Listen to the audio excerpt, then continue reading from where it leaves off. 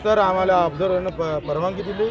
परवानगीनुसार आम्ही इथं मंडप करायला आलो, तर इथं राणाचा स्वाभिमान पार्टीचा मंडप अजून काढला नाही. आम्हालाच पोलीसवाले येऊ देत नाही.